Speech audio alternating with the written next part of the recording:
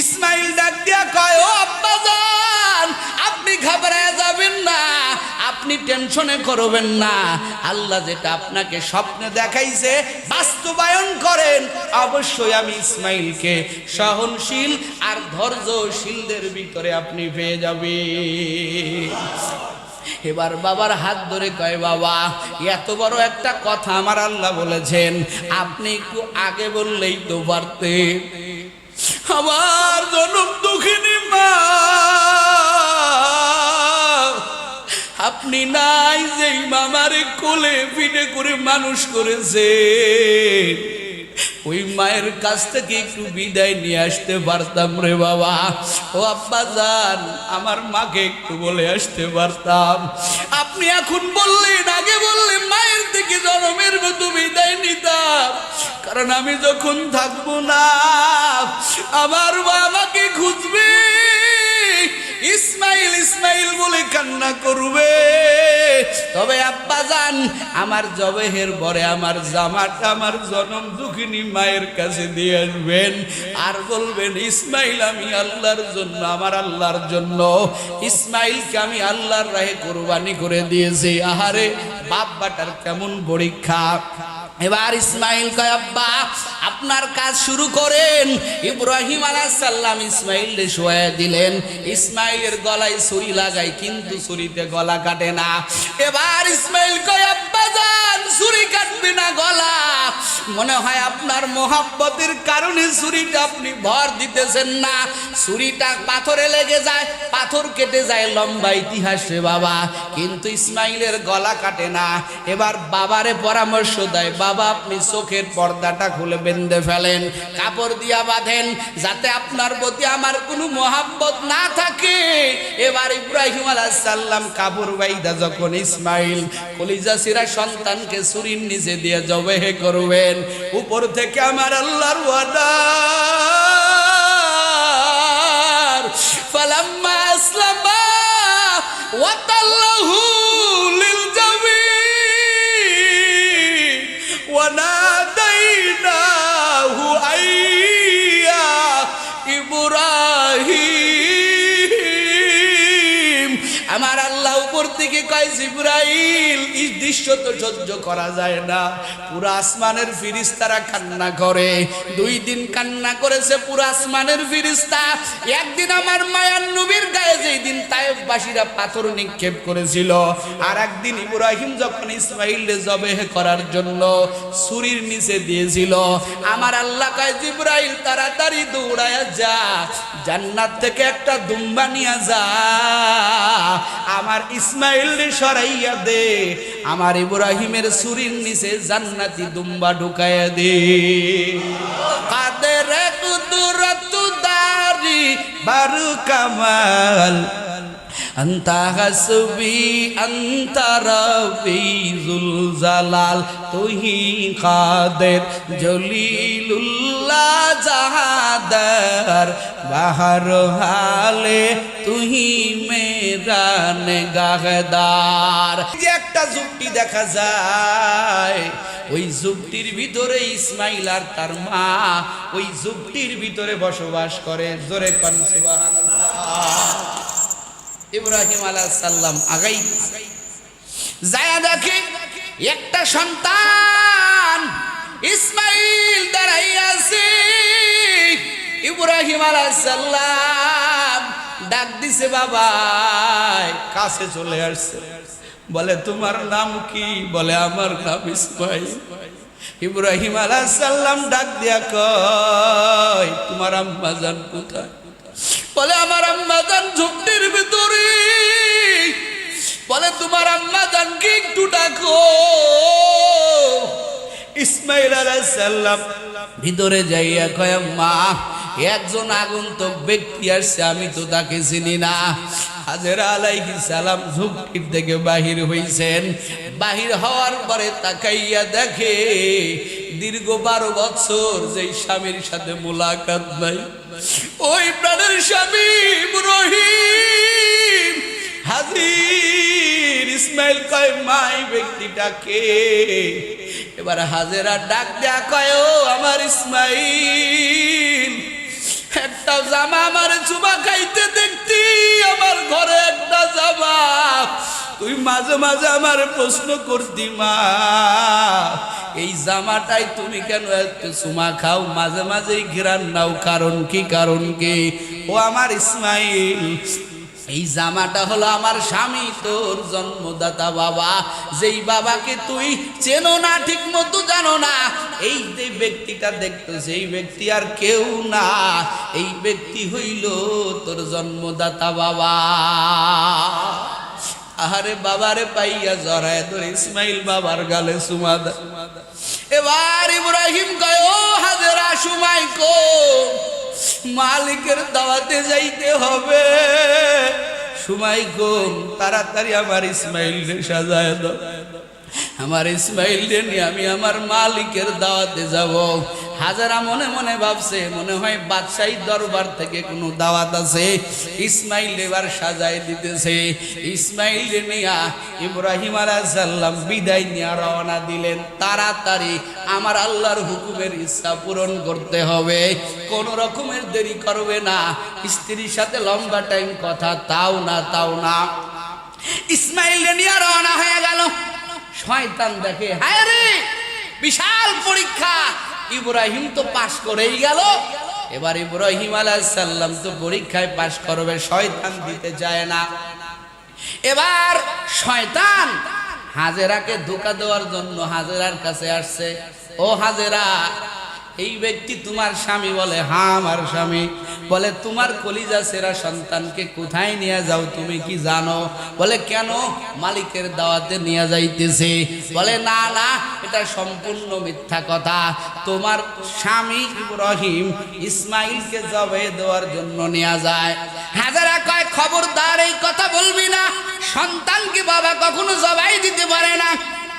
বলে পারে? বলে না, জবাই দেওয়ার জন্য নিয়ে যায়। বলে তুই কেমনে বুঝলি? এবার শয়তান কয়, তোমার স্বামীর খোদার অর্ডার, এই জন্য ইসমাইল নিয়ে জবাই দেওয়ার জন্য নিয়ে যায়। হাজারা কয়, ওই বাটওয়ার, আমার স্বামীর খুদা তোর খুদা না, তোরে চিনতে আমার আর দেরি নাই, তুই টপ লেভেলের ইবলিস। জোরে কোন আল্লাহু আকবার। তোকে চিনতে আর বাকি নাই, তুই তো শয়তান।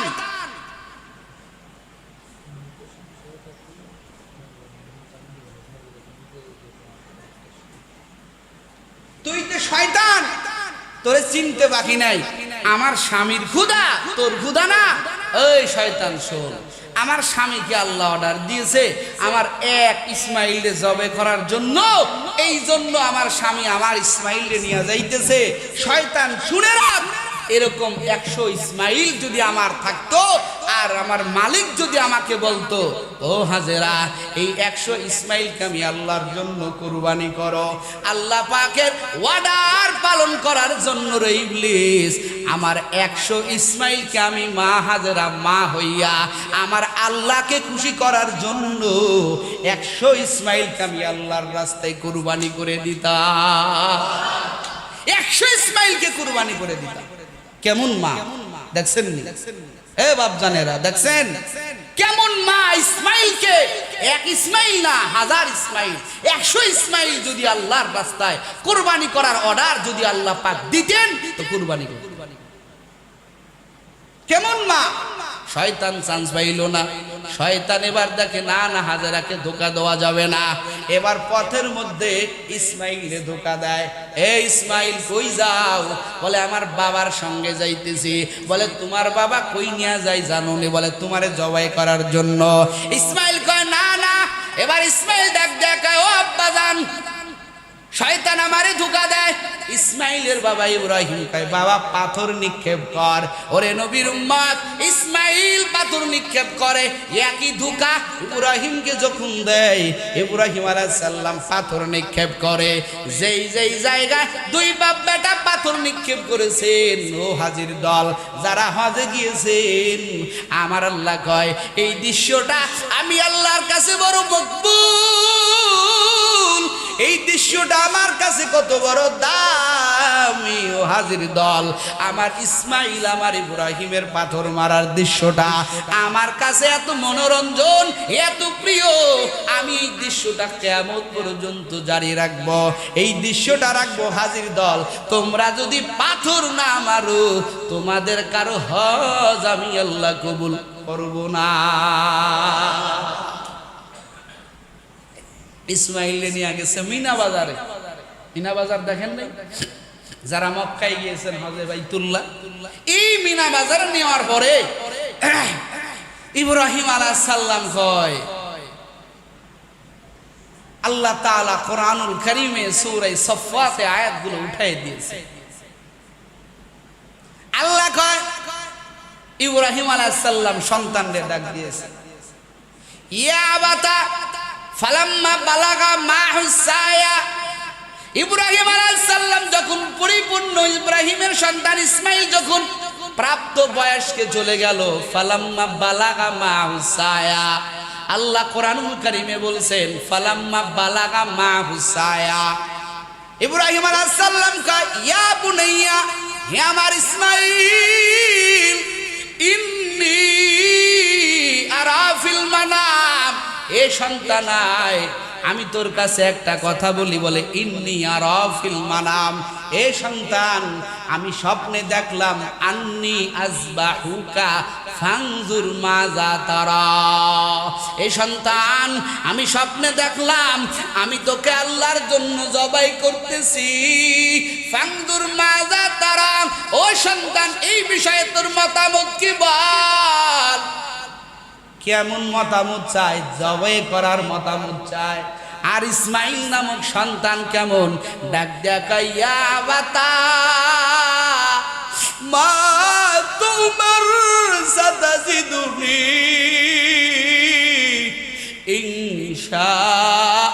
ইনশাআল্লাহু মিনাস সাবিরিন। কেমন বাবা, কেমন সন্তান। ইসমাইল ডাক দিয়া কয়, ও আব্বাজান, আপনি ঘাবড়ায় যাবেন না, আপনি টেনশনে করবেন না। আল্লাহ যেটা আপনাকে স্বপ্নে দেখাইছে বাস্তবায়ন করেন। অবশ্যই আমি ইসমাইলকে সহনশীল আর ধৈর্যশীলদের ভিতরে আপনি পেয়ে যাবেন। এবার বাবার হাত ধরে কয়, বাবা এত বড় একটা কথা আমার আল্লাহ বলেছেন, আপনি একটু আগে বললেই তো পারতেন। আমার জনম দুঃখিনী মা, আপনি নাই যেই মামারে কোলে পিঠে করে মানুষ করেছে, ওই মায়ের কাছ থেকে একটু বিদায় নিয়ে আসতে পারতাম রে বাবা। ও আব্বা জান, আমার মাকে একটু বলে আসতে পারতাম। আপনি এখন বললেন, আগে বললে মায়ের থেকে জনমের মতো বিদায় নিতাম। কারণ আমি যখন থাকবো না, আমার মা আমাকে খুঁজবে, ইসমাইল ইসমাইল বলে কান্না করবে। তবে আব্বা জান, আমার জবেহের পরে আমার জামাটা আমার জনম দুঃখিনী মায়ের কাছে দিয়ে আসবেন, আর বলবেন ইসমাইল আমি আল্লাহর জন্য, আমার আল্লাহর জন্য ইসমাইলকে আমি আল্লাহর রাহে কুরবানি করে দিয়েছি। আহারে বাপবাটার কেমন পরীক্ষা। এবার ইসমাইল কয়, আব্বা আপনার কাজ শুরু করেন। ইব্রাহিম আলাইহিস সালাম ইসমাইলকে শোয়া দিলেন। ইসমাইলের গলায় ছুরি লাগাই, কিন্তু ছুরিতে গলা কাটে না। এবার ইসমাইল কয়, আব্বা জান ছুরি কাটবে না গলা, মনে হয় আপনার মোহাব্বতের কারণে ছুরিটা আপনি ভর দিতেছেন না। ছুরিটা পাথরে লেগে যায়, পাথর কেটে যায়, লম্বা ইতিহাস রে বাবা, কিন্তু ইসমাইলের গলা কাটে না। এবার বাবারে পরামর্শ দেয়, বাবা আপনি চোখের পর্দাটা খুলে বেঁধে ফেলেন, কাপড় দিয়া বাঁধেন, যাতে আপনার প্রতি আমার কোনো মোহাব্বত না থাকে। এবার ইব্রাহিম আলাইহিস সালাম কাপড় বাইদা যখন ইসমাইল কলিজা সিরা সন্তানকে ছুরির নিচে দিয়ে জবেহ করবেন, উপর থেকে আমার আল্লাহর ওয়াদা, ফালাম্মা আসলামা ওয়া তাল্লাহু লিল জাবিন ওয়া নাদাইনাহু আইয়া ইব্রাহিম। আমার আল্লাহ উপর থেকে কয়, জিবরাইল দৃশ্য তো সহ্য করা যায় না। পুরো আসমানের ফেরেশতারা কান্না করে, 2 দিন কান্না করেছে পুরো আসমানের ফেরেশতা। একদিন আমার মায়ার নবীর গায়ে যেই দিন তায়েফবাসীরা পাথর নিক্ষেপ করেছিল, আর একদিন ইব্রাহিম যখন ইসমাঈলকে জবেহ করার জন্য ছুরির নিচে দিয়েছিল, আমার আল্লাহ কয় জিবরাইল তাড়াতাড়ি দৌড়ায়া যা, জান্নাত থেকে একটা দুম্বা নিয়ে যা, আমার ইসমাঈলকে সরাইয়া দে, আমার ইব্রাহিমের ছুরির নিচে জান্নাতি দুম্বা ঢুকাইয়া দে। কাদের কুদরত দারি বারু কামাল আন্তা হাসবি আন্তা রব্বি যুল জালাল, তুহি কাদের জলিলুল্লাহ জাহাদার, বাহার হালে তুহি মেরা নেগাহদার। আমার আল্লাহ ইসমাঈলকে সরাইয়া আল্লাহ কোরআনে জানায় দেন ওয়াফাদাইনাহু বিযিবহিন আযীম। আমার আল্লাহ একটা জান্নাতি পশু ইব্রাহিমের ছুরির নিচে দিয়া জবাই করে দিলেন। এবার ইব্রাহিম চোখের থেকে যখন ইব্রাহিম ইসমাঈলের এরকম ভাবে কুরবানি করবে, ছুরি আগায় নিয়ে গেছে, ইতিমধ্যে জিবরাইল দেখে ছুরি তো লাগলো ভাব। জিবরাইল কয় আল্লাহু আকবার আল্লাহু আকবার আল্লাহু আকবার আল্লাহু আকবার লা ইলাহা ইল্লাল্লাহ। ইব্রাহিম আলাইহিস সালাম জিবরাইলের কথা শুনিয়া হঠাৎ করে মুখ খুলছে, দেখে জিবরাইল আইসা কয় ও ইব্রাহিম আপনি কি কাজ করতেছেন? ইব্রাহিম আলাইহিস সালাম কয় লা ইলাহা ইল্লাল্লাহ। ইসমাঈল আলাইহিস সালাম কয় আল্লাহু আকবার ওয়ালিল্লাহিল হামদ। ইব্রাহিম ইসমাঈল আর জিবরাইলের এই তাকবীরটা আমার আল্লাহর কাছে এত মহব্বতের মনে হয়েছে। আমার আল্লাহ কয় এই তাকবীর শুধু এই ইব্রাহিম আর ইসমাঈল পর্যন্ত থাকবে না, আমি আল্লাহ কিয়ামত পর্যন্ত আমল লাগায় দিলাম। কি আমল?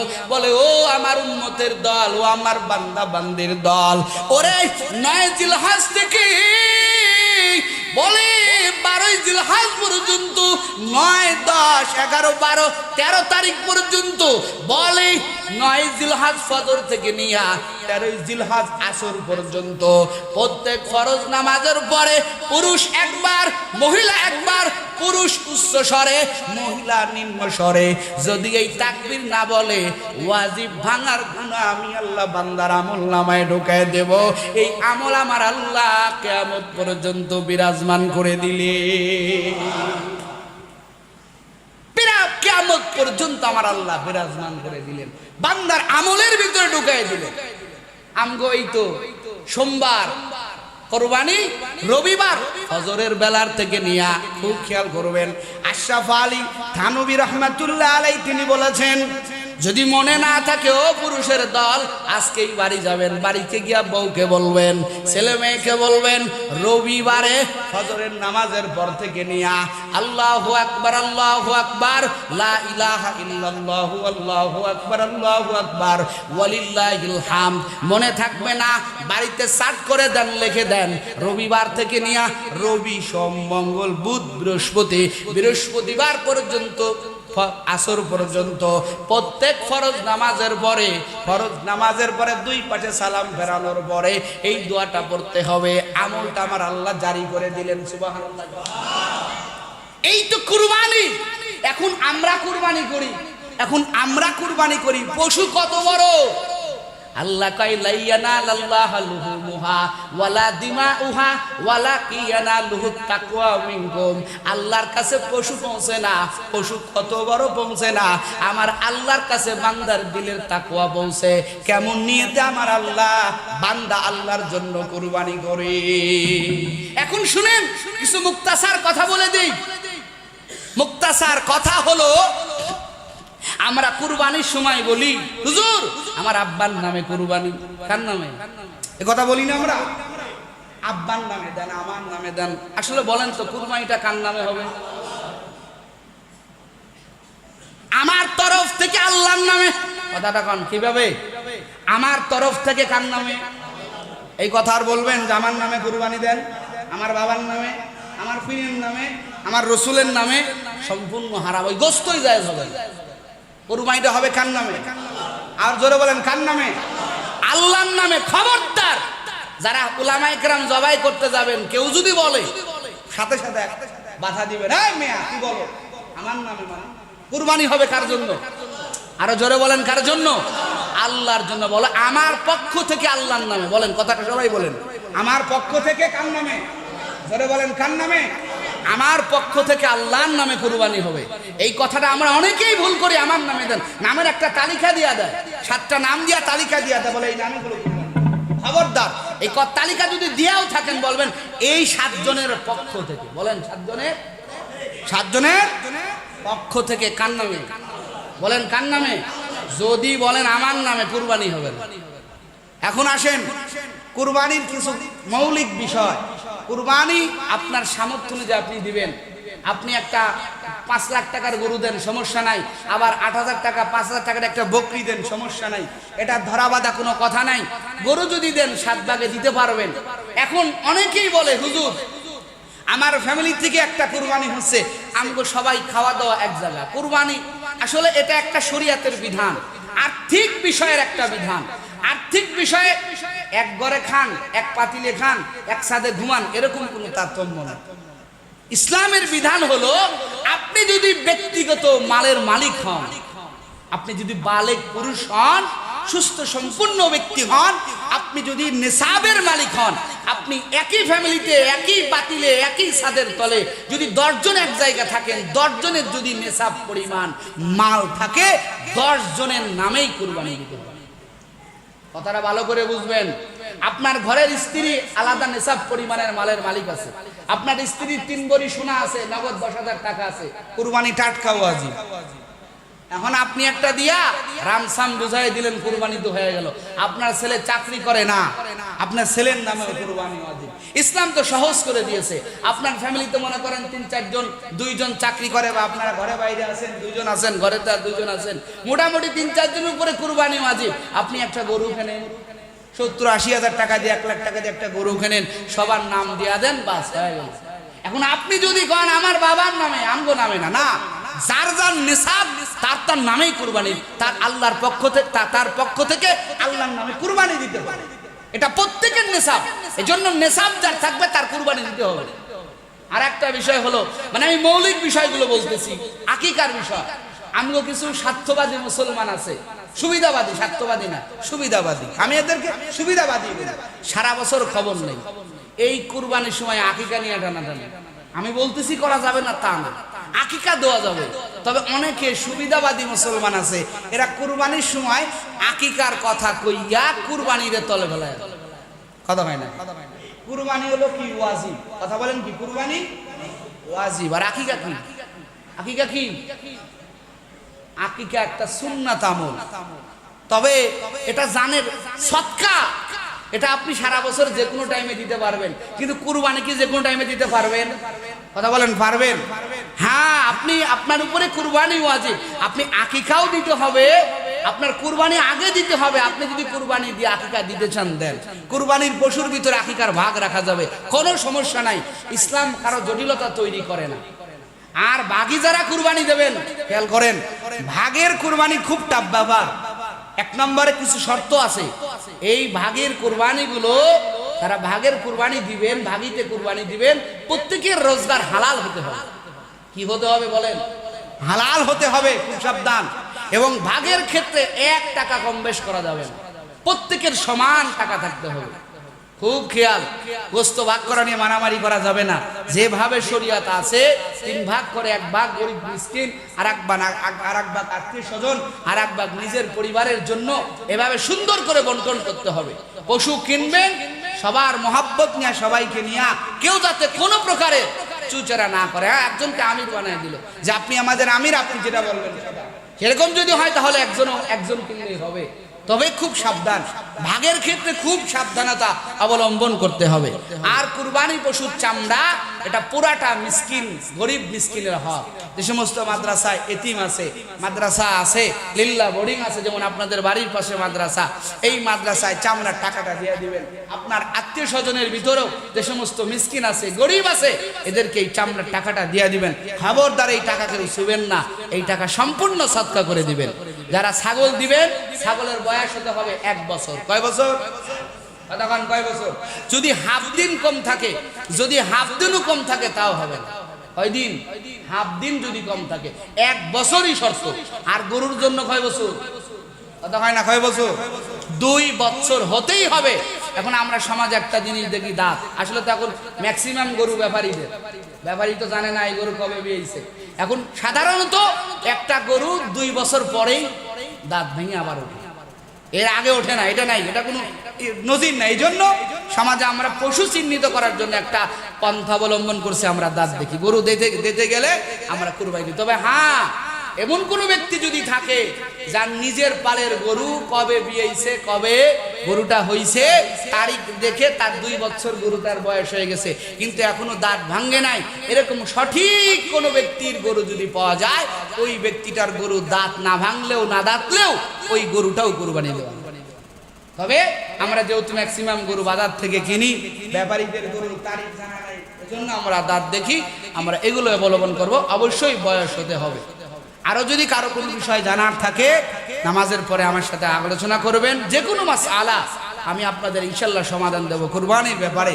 আল্লাহ তাআলা আমাদের সবাইকে সহি খালেস নিয়তে আমাদের এই কুরবানি করার তৌফিক দান করুক। বলেন না আমিন। আপনাদের এখানে ঈদের নামাজ সোমবারের দিন আল্লাহ